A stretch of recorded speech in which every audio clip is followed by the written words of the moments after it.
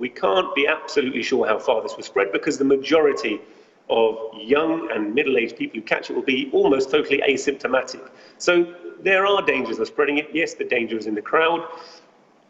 But I must emphasize, at the moment, there are relatively small numbers. And compared to other health emergencies, you know, I think China's done a fantastic job of limiting it.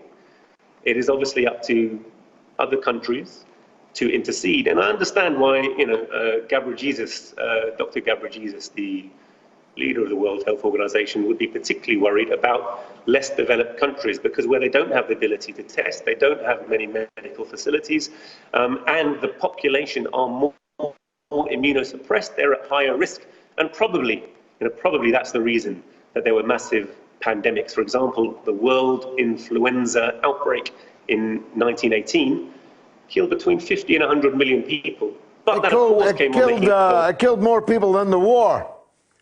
It did, but of course it came on the heels of the war, which meant that soldiers were moving all over the world. Soldiers and the general population were malnourished and therefore immunosuppressed.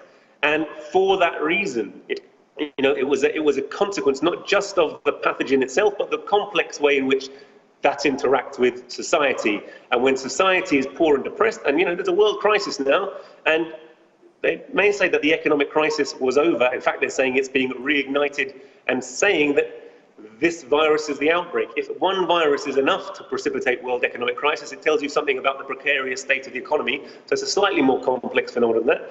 But of course, these things can spread rapidly around the world.